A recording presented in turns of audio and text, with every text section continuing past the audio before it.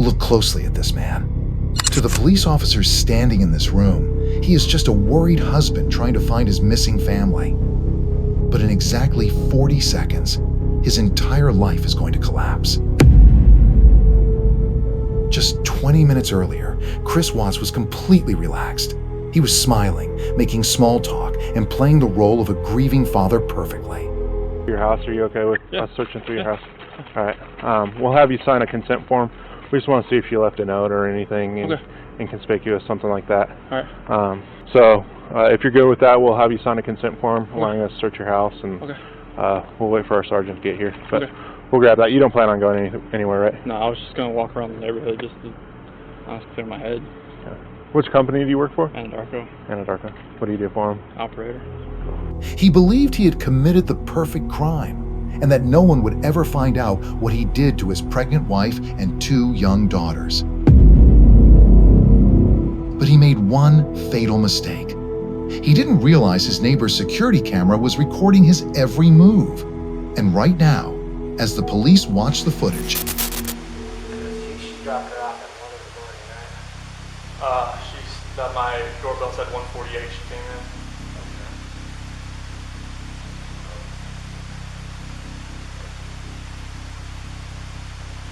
So as soon as it picks up motion, it like back off.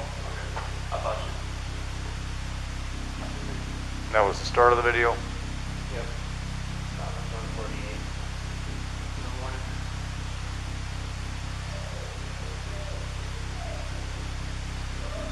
I didn't pick her up going into the house though. It didn't.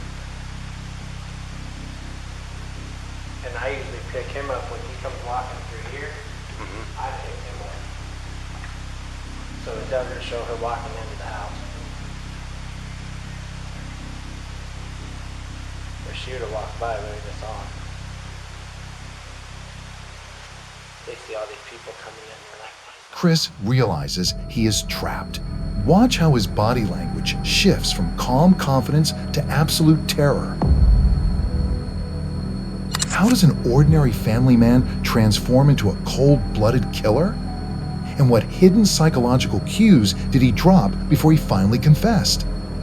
Today, we decode the chilling mind of Chris Watts.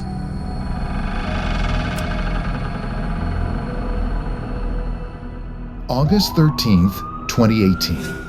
In a quiet neighborhood in Colorado, police receive a frantic 911 call. How you guys doing? Brother, What's that? do you remember me? Yeah. Hey man, How you been?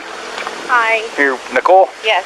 Okay. So what's going on? So my friend, we were out of town for a business trip this weekend, All right. and I dropped her off at 2 o'clock this morning. She's 15 weeks pregnant. She wasn't feeling well, and she had a doctor's appointment this morning at 9, and I told her to let me know if she needed me to take her. She's got 2 little girls, and she was very distraught over the weekend, wasn't eating normally or drinking, and we kept trying to force it on her because she's pregnant. Her husband and her supposedly are separating, but she didn't know this. She thought they were just having issues. He disclosed that to me today. Okay. Because I called him and I was like, have you talked or heard from Shanann since she left for work this morning? Because I can't get a hold of her. I've called, I've texted. Her car's in the garage. Her shoes she wears every single day are by the front door. She only has one vehicle? No, they only have the one vehicle in his work truck. Okay. That's what I'm asking. There's not the girls and went on a play date, but they're 4 and 2. She went on a play date. Why wouldn't she take in a car? They're both in car seats. A pregnant mother, Shanann Watts, and her 2 young daughters have vanished without a trace. At first, it seemed like a standard missing persons case, but in just moments, everything was about to change. Watch closely. The moment Chris Watts pulls into his driveway, he doesn't just walk, he runs toward the officer. To an untrained eye, he looks panicked. But to an investigator, this is the first major red flag. Instead of making eye contact or asking what happened, his immediate instinct is to get inside the house.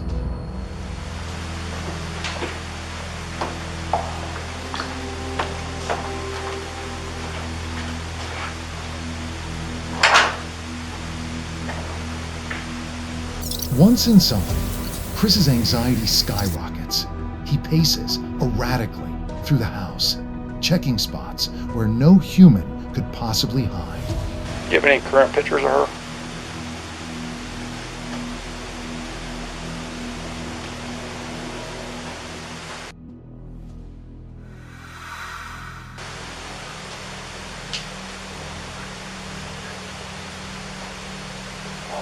strips. They're pretty recent though. What's that? This strip's pretty recent. That was last year. He keeps talking, making superficial conversation to keep the officer engaged, desperately trying to distract him from his own nervous body language. Want me to keep it locked? Yeah, because they would go in there, they'd be in soap. Like last time we had Vaseline everywhere. Yeah. So that was not fun. So does she normally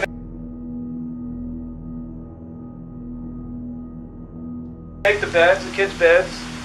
No. No. This all looks normal. This look like this, maybe in a rush or this is about normal. Like when kids go get up first. Yeah, they'll just kind of like look around. Sure, let's go get her. Sure. Okay. All right. No, we don't wake up till they wake up. Yeah. Okay. Thank you.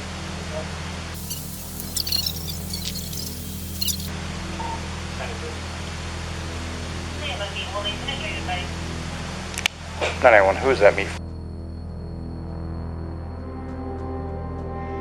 for? The turning point in the investigation came when police stepped into the home of his neighbor, Nate. Nate had a CCTV security camera aimed directly at Chris's driveway. As the footage begins to play, you shouldn't be watching the screen. You should be watching Chris Watts. You can see this car starting to drive down the street. 911. Oh, see what I'm saying? It picked up all the way down there. He's next door. Can we go? Talking about dispatcher. It'll be code 4. Yeah, we can pick up cars coming this way. I get anything coming this way and making this turn. So, and usually at night I pick up the cars pulling a U-turn. So, unless they pulled right here, but I would have caught her walking out.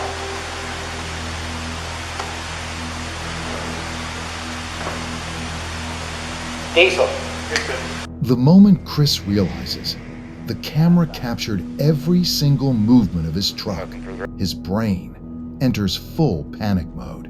He grips his head with both hands, a universal signal of psychological defeat, typically seen when someone realizes they've been caught red-handed.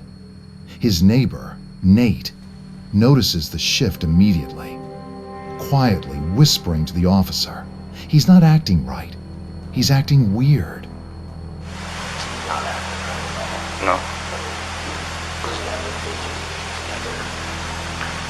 Rocking back and forth, and if you look, he never loads his stuff in and out of the garage ever. Right. And it doesn't look like he came from right here. It looks like he came from down the street.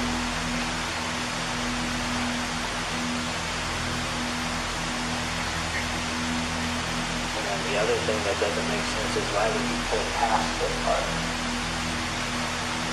You can see him pull past. Are you able to record this?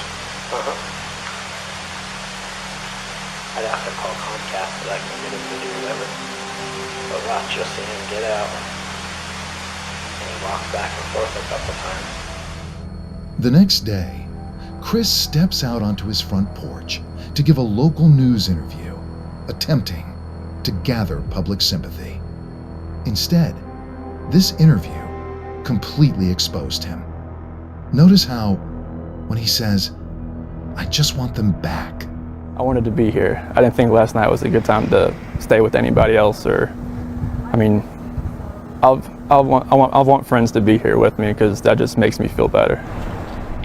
a subtle smirk appears on his face.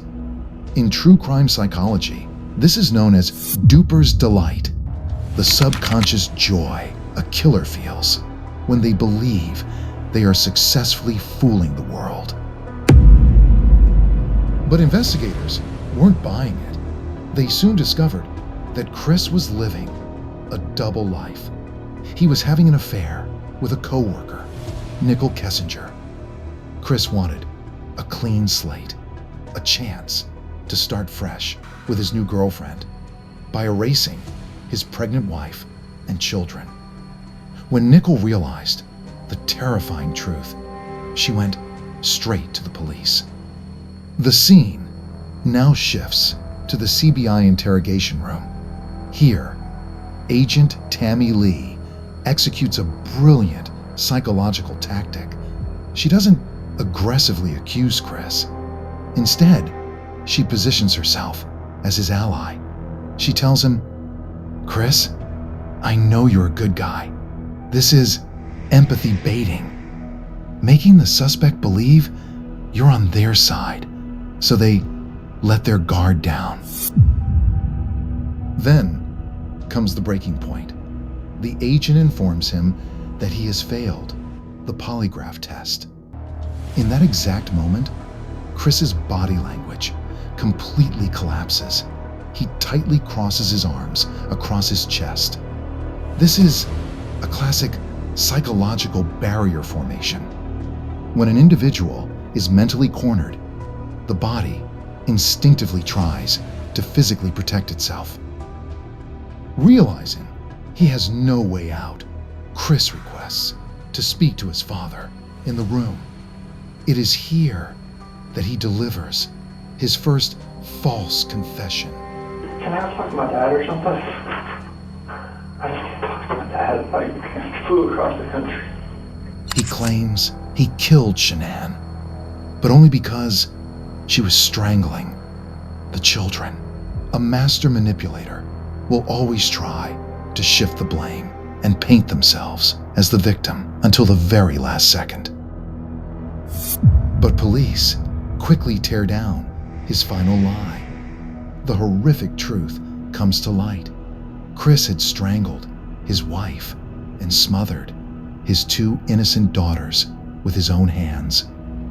On November 19th, 2018, Chris Watts was sentenced to 5 consecutive life terms, without the possibility of parole.